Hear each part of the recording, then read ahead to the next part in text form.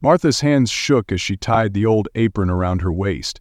Another long shift at Fred's diner was about to begin. At 68 years old, her back ached with every step, and her tired feet carried the weight of many tough years. She could have retired a long time ago, but life hadn't been easy. Bills piled up, and the thought of losing her tiny apartment kept her working day and night. The lunchtime rush hit hard. Plates clattered, orders were shouted, and customers tapped their fingers impatiently. Martha moved quickly through the chaos, head down and focused. She couldn't afford to make mistakes today, but life has a way of testing those who are already struggling. As Martha reached for a hot cup of coffee to take to a table, her worn shoes slipped on a damp spot on the floor. She gasped as the cup flew out of her hands, spilling all over the spotless white shirt of a tall young man. The diner fell silent. Whispers quickly spread through the room. "Do you know who that is?" someone muttered. Martha's heart sank. She had no idea. Her worst mistake had just been made in front of Barron Trump. Martha's knees wobbled and she felt the weight of the moment crushing her. Martha stumbled back, her eyes wide with panic. She'd seen enough of the world to recognize power when it was in front of her. Barron Trump wasn't just any customer. He was a symbol of privilege, surrounded by an air of influence and untouchability. His security team quickly sprang into action, creating a barrier around him, as if she'd committed an unforgivable crime. Clearly, she was the target of a systems injury. Barron Trump wasn't just a crime scene, he was in the middle of something important. The other customers stared, some with pity, others with judgment. "She's done for," someone whispered. Martha's voice trembled as she hurried to apologize. I'm so sorry, sir, I didn't mean to." Before she could finish, Barron stood up, his imposing figure towering over her. His sharp gaze locked onto hers, and she braced herself for the worst. Would he shout at her? Demand she be fired? Call the police? To her surprise, Barron raised his hand, not to scold her, but to signal his security team to calm down. "It's fine," he said, his voice surprisingly steady and kind. Martha blinked, unsure she'd heard him right. His words seemed to slice through the tension, like sunlight breaking through dark clouds. But the diner was still frozen, every eye trained on them. The atmosphere remained thick with curiosity. The other customers leaned in, murmuring to each other. Why isn't he angry? Is this some kind of setup? Martha's face burned with embarrassment. She just wanted to vanish into the floor. "I'll pay for the dry cleaning," she whispered. "Please, I'm so sorry." Barron smiled and his expression softened. "Don't worry about it. Accidents happen," he said, his words completely surprising everyone around him. It was as though he hadn't just been drenched in hot coffee. Martha couldn't believe his kindness. But even as she tried to process it, she couldn't shake the feeling that there was more to this than just a simple accident. The guards, still tense, exchanged uneasy glances. One of them leaned in to whisper something to Barron, but he waved them off. "She didn't mean any harm," he said, his tone firm but gentle. Martha's hands trembled as she tried to pull herself together. Years of struggle had taught her to expect the worst from people, but Barron's reaction was making her doubt everything she thought she knew. Could there really be kindness in a world that had given her so little? The customers watched in stunned silence, clearly wondering what was going on. They weren't wrong to be curious. As the diner slowly returned to its usual hum of conversation, Barron turned to Martha. "What's your name?" he asked softly. "Martha," she whispered, her eyes still on the floor, avoiding his gaze. "Well, Martha," he said kindly, "do you have a moment to sit and talk?" His question left her and everyone else in shock. A billionaire asking to sit with a waitress? It made no sense at all. Martha hesitated, unsure of how to respond. "I still have tables to serve," she stammered, feeling the weight of her work and the oddness of the moment. Barron glanced at the manager and gave a polite nod. "I'll cover her tables, just for a few minutes," he said. The manager, taken off guard, nodded quickly. "Of course, Mr. Trump." Martha, still shaken from the incident, hesitated before sitting down across from him. Her hands nervously twisted her apron, and she kept her gaze fixed on the table, avoiding his eyes. "Why are you being so nice to me?" she blurted out, the words spilling out before she could stop them. Barron leaned forward, his tone calm and thoughtful. "Sometimes the world can be a tough place," he said slowly. "I've seen that firsthand. But I believe in showing kindness when it matters most." The boy looked back, floating his hand across the room and shrugging his shoulders. Like in the fight, Miles. Martha's eyes welled up with tears.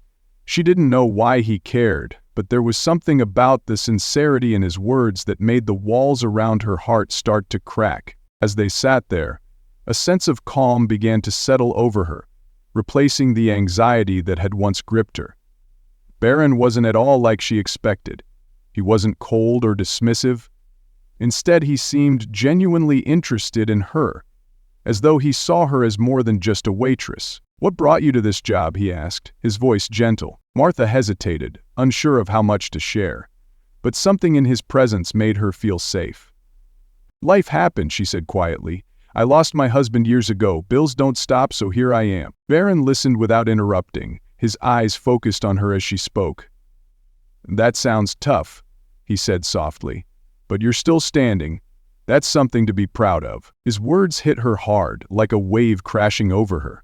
For years, she'd felt invisible, like her struggles didn't matter.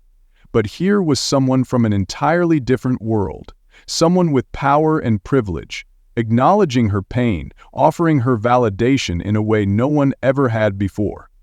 Slowly her pain stopped, and she returned the look he'd given her earlier, but this time his expression was more worried. "I don't understand," Martha said quietly, her voice trembling. "Why do you care about someone like me?" Barron smiled gently, his tone warm. "Because every person matters, Martha. You've worked harder than most people ever will. That deserves respect." Yeah, tears welled up in Martha's eyes again, but this time they weren't just from sadness. For the first time in years, she felt seen, acknowledged in a way she never had before. What neither of them realized, however, was that this simple moment was only the beginning of something much bigger. Word of the incident spread quickly. Some customers discreetly recorded videos, while others snapped photos of Barron Trump sitting across from Martha. The diner, usually a bustling, unnoticed spot, suddenly felt like the center of the universe. Perhaps the most famous of the Barron Trump interactions took place on the morning of December 8, 2007. Martha glanced nervously at the growing attention, her anxiety creeping back. "They're watching," she whispered, her voice barely audible. End of story. Barron leaned back in his seat, completely unfazed. "Let them. People love a good story, don't they?" he said with a shrug. His calmness, almost serene in the face of all the attention, put her at ease. But she still couldn't understand why he didn't seem to mind the scrutiny. Everyone seemed so comfortable in all the rich things they had in life. The manager hurried over, looking flustered and unsure of what to do. "Mr. Trump, is everything all right? Should we clear the room?" the manager asked, his voice unsure. Barron shook his head. "No need. Everyone's fine." His calm response baffled the staff, who had expected him to be outraged or demand privacy. Martha's hands trembled as she tried to stay focused, but the whispers around her were impossible to ignore. "What's he doing with her?" one voice muttered. "It must be a PR stunt," another speculated. The disease itself generated the push. Barron noticed Martha's unease and leaned closer, speaking softly. "Ignore them," he said. "Sometimes people look for drama when all they need is a little kindness." His words struck a chord deep inside Martha, but she couldn't shake the feeling that this moment was just the beginning of something more. As Barron spoke, her mind drifted back to a time long before life had overwhelmed her with hardship. She thought of her younger self, full of dreams and hope. She and her late husband George had once planned to open a little cafe, a cozy place where people could gather, laugh, and feel welcome. "Ever the sweetheart," she later wrote. George wanted this place to be the center of their life, so they could travel together and feel welcome. But life hadn't gone as they'd planned. George's sudden illness wiped out their savings, and when he passed away, Martha was left alone with nothing but debts and broken dreams. Ever since, she'd been struggling just to stay afloat. Barron's voice gently pulled her back to the present. "Are you okay, Martha?" he asked, concern in his eyes. She blinked, brushing away a tear that had escaped. "Just memories," she whispered. "Life hasn't always been this way." Barron tilted his head, his curiosity piqued. "What did you want it to be?" Martha hesitated, but there was something in his gaze, genuine interest, that made her feel safe enough to open up. "I wanted to own a cafe," Martha said quietly.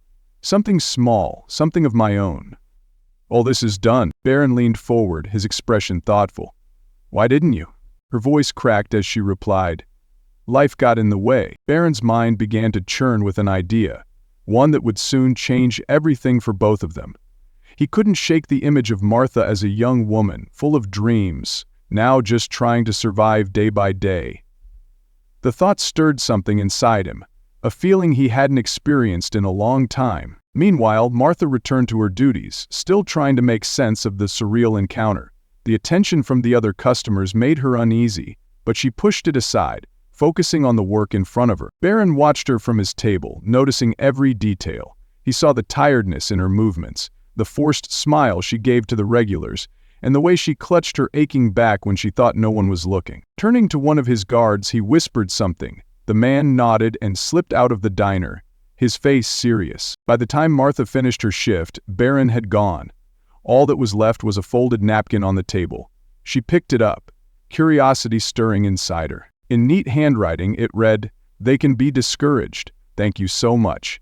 It is the hardest thing in the world, but that's what we do." Martha stared at the note, her heart racing. She had no idea what it meant, but she was about to find out. The next morning, Martha was startled by a knock at her door. Confused, she opened it slowly. Martha shuffled to the door, her apron still draped over the chair from the night before. When she opened it, she found a man in a crisp suit standing outside, holding a large envelope. "Martha Hayes?" he asked politely. "Yes," she replied cautiously. He handed her the envelope. "This is for you from Mr. Trump." Before she could ask any questions, the man nodded respectfully and walked away. Martha closed the door behind her, her hands trembling as she opened the envelope. Inside was a handwritten letter and a check. The letter read, "Dear Martha, your story touched me deeply. No one should have to give up on their dreams because of life's challenges. Inside this envelope is a small token to help you start over. Consider it a thank you for showing me what resilience looks like. The world needs more people like you. With kindness. Barron Trump." Martha's eyes flew to the check and she gasped. It was more than enough to pay off her debts and finally open the cafe she had dreamed of for so long. If she only had the courage to write to him, she could tell him what she wanted. She collapsed into a chair, overwhelmed with emotion. But as she sat there, staring at the check, she knew her journey wasn't over yet. This was only the beginning. Martha stared at the check, her emotions a storm of gratitude, fear, and disbelief. It was everything she had ever dreamed of, yet the weight of it terrified her. What if she failed? What if this was too good to be true? She carefully folded the letter and tucked it into her apron pocket. At work, she tried to focus, but the envelope burned in her mind like a beacon, its promise glowing brightly. She couldn't stop thinking about Barron's words. Sometimes dreams are just waiting for the right moment to come true. Violet turned the page over and began to read the monograph. By the end of her shift, Martha had made a decision. She wasn't going to let fear stop her. Not anymore. That night, she visited the local library, poring over books about starting a business. Days turned into weeks as Martha balanced her long shifts at the diner with hours of research and planning for her cafe. She began to feel a new energy, a spark in her that the regulars noticed, though they didn't know why. But not everyone was supportive. Whispers of jealousy and skepticism floated through the diner. Why would someone like him help her? Some muttered. Martha ignored them, her resolve growing stronger with each passing day. Barron's kindness had sparked something inside her, a quiet strength she hadn't known she had. Her journey was far from over, but for the first time in a long while, Martha felt ready to fight for her dream. Martha couldn't help but notice the sideways glances and hushed whispers at the diner. Some of her co-workers, jealous of her sudden good fortune, started treating her differently. "She must have done something to get that money," one waitress muttered loud enough for Martha to hear. "She's too old to be chasing dreams," another added. The words stung, sinking deep into her heart, but Martha refused to let them hold her back.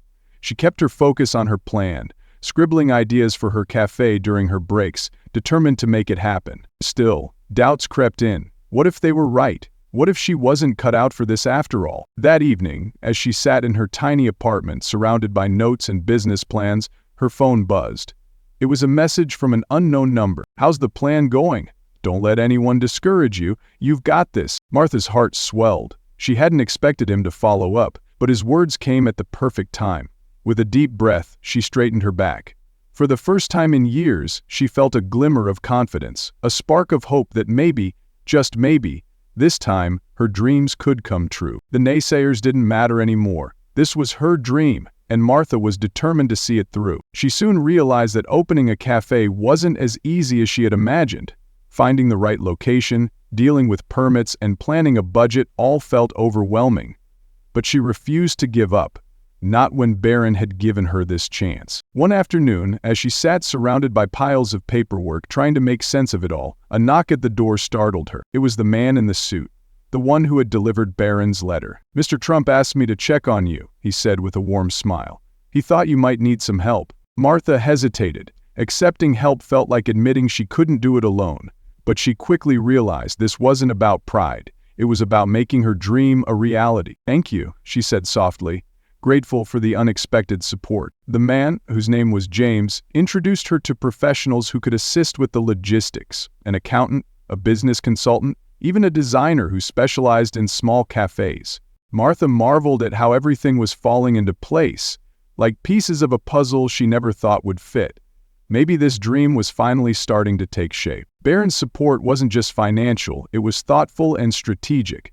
For the first time, Martha felt like her dream could actually come true. She dared to believe she deserved it. After weeks of searching, Martha finally found the perfect spot: a cozy, sunlit space on the corner of a quiet street. The large windows filled the room with natural light, and the neighborhood around it was full of families and small businesses. "This is it," she whispered, running her fingers over the worn wooden counter. She could already imagine the aroma of freshly brewed coffee and the sound of laughter filling the air. But securing the lease wasn't easy. The landlord was skeptical, and her age and lack of experience didn't help. "This is a big risk," he said, his voice blunt. "Are you sure you're up for it?" Martha felt that familiar wave of self-doubt, but she stood firm. "I've spent my whole life serving others," she replied. "Now I'm ready to serve them in a way that matters to me." The landlord studied her for a moment, then nodded. "You've got grit. Let's do it." As Martha signed the lease, tears welled in her eyes. This was really happening. Her cafe, her dream, was finally taking shape. Little did she know, the journey ahead would test her in ways she never imagined. With the lease signed, Martha dove headfirst into the renovation of the space. The days were long and the work was tougher than Martha had expected. She scrubbed floors, painted walls, and put together furniture until her hands ached. Just when everything seemed to be falling into place, disaster struck. A plumbing issue stopped progress, draining her budget and delaying the opening. Sitting alone in the empty cafe, staring at the growing pile of bills, frustration threatened to overwhelm her. "Maybe I can't do this," she whispered to herself. Then her phone buzzed. Another message from Barron. "Setbacks are part of the process. Remember why you started." His words lit a spark inside her. Martha immediately contacted James, who arranged for the repairs. The delay was annoying, but it didn't break her spirit. Surrounded by unfinished walls and scattered tools, Martha took a deep breath. Storms may come, but they don't last forever. After months of hard work, the grand opening of Martha's Cafe had finally arrived. The small space was transformed into a cozy, welcoming haven. Soft lights hung from the ceiling and the scent of freshly baked pastries filled the air. Martha stood behind the counter, her hands trembling with nervous energy. She worried no one would show up, but as the clock struck 9, the door swung open. To her surprise, the first customer was Barron Trump. He entered quietly, dressed casually, but his presence seemed to light up the room. Behind him, a small line had formed, some familiar faces from the diner, and others, drawn by word of mouth. Barron smiled at her and said, "I told you you could do it." Martha's eyes filled with tears as she served him the first cup of coffee. As the cafe filled with customers, the air buzzed with laughter and conversation. She realized this wasn't just a business, it was a community. What she didn't know was that there was one more surprise waiting for her, a twist that would change her life forever. As the cafe flourished, Martha began noticing people taking photos and videos, tagging the cafe on social media. She thought little of it until one morning when James walked in with a wide grin. "Martha," he said, "you're not going to believe this." He held up his phone with a grin. "You've gone viral!" Martha frowned, confused. "What does that mean?" James chuckled, handing her the phone. On the screen was a video of her grand opening, featuring Barron Trump sipping coffee and chatting with her. It had spread across the internet like wildfire. The caption read, "From waitress to cafe owner. The kindness that changed everything." Martha's hands trembled as she scrolled through thousands of comments. People were inspired by her story, praising her resilience and Barron's generosity. Some even shared their own struggles and dreams, saying her journey gave them hope. The attention brought a flood of customers to the cafe. People traveled from nearby towns just to see the place and meet Martha. Despite the overwhelming popularity, she remained humble, treating every customer with the warmth and kindness that had always defined her. But viral fame wasn't without its challenges. Not everyone celebrated her success.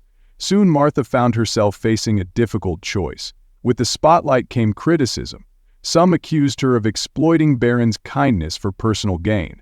Others questioned her abilities, suggesting her success was undeserved. Martha tried her best to ignore the negativity, but it was hard to shake off. One particularly harsh comment lingered in her mind. She wouldn't be anywhere without Barron Trump's money. That evening, as she closed the cafe, she found Barron waiting for her. "You've been quiet," he said, noticing her downcast expression. She hesitated before confessing, her voice soft.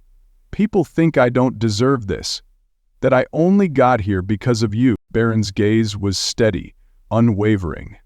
"Martha, you've worked harder than anyone I know. All I did was give you a chance. You made it happen. Don't let anyone take that away from you." His words gave her strength, but deep down Martha knew she had to prove herself. She wasn't going to let anyone define her success. Determined to show the world that her cafe was built on more than just generosity, Martha decided to take a bold step forward. She announced a new initiative, a monthly pay-it-forward day at her cafe. On that day, customers could leave prepaid meals or drinks for those in need. The idea struck a chord with the community, and soon even more people started flocking to the cafe. The first pay-it-forward day was a huge success. It was a small but powerful way for Martha to show that her cafe was about kindness, hard work, and community. Not just a handout, Pay It Forward Day was a heartwarming success. Families in need, struggling students, and lonely seniors all walked into the cafe and found not just food, but a sense of belonging. Martha worked tirelessly to ensure everyone felt welcome, and the joy on their faces reminded her of why she started this journey. The initiative caught the attention of local news outlets, amplifying her story once again. The cafe became a symbol of hope and kindness, silencing many of the critics who had once doubted her intentions. But as Martha's efforts grew, so did the challenges. Balancing the cafe's operations with her desire to give back began to stretch her limits. She found herself wondering if she had taken on more than she could handle. One cold winter morning, disaster struck. A burst pipe flooded the cafe, forcing Martha to close temporarily. The repairs would be expensive, and the closure threatened the momentum she had worked so hard to build. Martha sat in the empty cafe, her spirits sinking. For the first time in months, she questioned whether she could keep going. Then something remarkable happened. Customers began showing up not to complain, but to help. They brought tools, supplies, and even homemade meals to keep her going. And Barron arrived, with James by his side, offering his support once again. "This cafe isn't just yours anymore," Barron said, his voice calm but full of meaning. In that moment, Martha realized that the cafe had grown into something far greater than her original dream. It had become a community, a place where everyone took ownership and supported one another through both the triumphs and the struggles. "Martha," Barron said with a smile, "it belongs to everyone." With the help of the community, the repairs were completed faster than anyone expected. When the cafe reopened, it was more than just a business. It was a symbol of kindness and resilience. Martha realized that her journey wasn't about proving herself to critics. It was about creating a place where people could come together, share stories, and support one another. On the cafe's one-year anniversary, Martha hosted a celebration. The space was filled with laughter, music, and the rich aroma of freshly brewed coffee. Customers, both old and new, shared how the cafe had impacted their lives. Then Barron made a surprise appearance, holding a special gift, a plaque that read, "Martha's Cafe, where dreams and kindness brew." Martha's eyes welled with tears as she hung the plaque on the wall. She looked around at the bustling cafe, feeling a deep sense of gratitude. Her dream had come true, not just because of Barron's generosity, but because of the love and support of everyone who had believed in her. Beside her stood her husband and 3 children, and the pair looked well and truly happy. As the night wound down, Martha took a quiet moment to reflect. Her journey had been far from easy, but it had been worth every step. She had found her purpose, and in doing so, had created a legacy of hope and kindness. Martha's story is a reminder that dreams are worth chasing and that kindness has the power to transform lives.